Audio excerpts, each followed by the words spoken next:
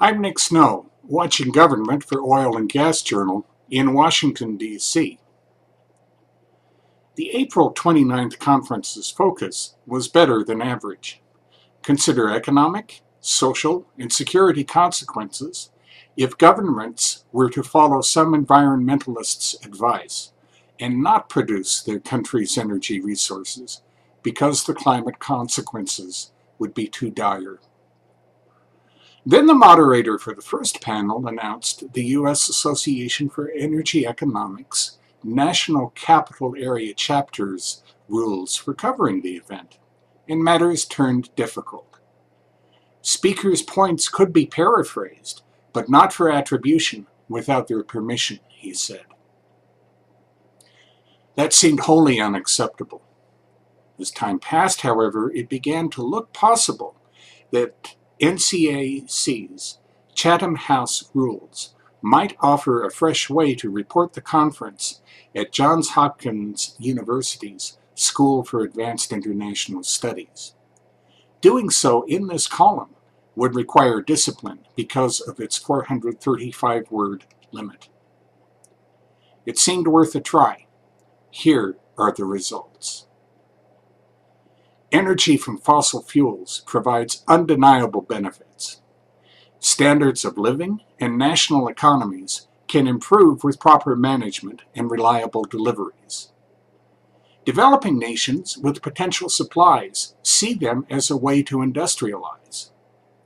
History shows there's also great potential for corruption and mismanagement.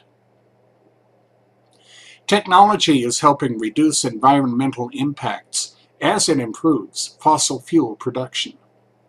It also keeps reducing the price of solar collectors and lithium-ion batteries. But it can't solve the problem by itself. The latest UN Intergovernmental Panel on Climate Change Analysis found, under its business as usual scenario, that carbon accumulations continue to grow. Droughts and rising sea levels pose the biggest problems. Economists will need to calculate the costs and consequences by asking two basic questions. What are the current generation's obligations to its descendants? And what are the prices of irreversible climate and environmental change? Governments will need to take more aggressive steps. Policymakers will need to take the broadest possible view if they expect to succeed. They won't if they simply listen to groups which talk loudest. More than environmental organizations and national business communities matter. Others should be recognized because they have different requirements, which are equally important. The U.S. military services, for example, have a unique bottom line. It emphasizes response capability.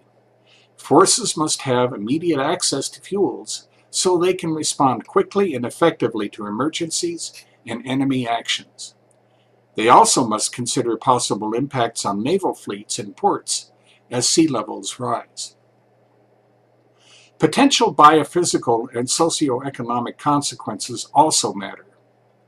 Some parts of the world will feel warming impacts more than others. Existing stresses could be amplified. Droughts in countries near the equator caused by higher temperatures could offset benefits of longer growing seasons farther north and south. No technology is absolutely essential. Many will need to be deployed. That's Watching Government for this week. In Washington, I'm Nick Snow for Oil and Gas Journal.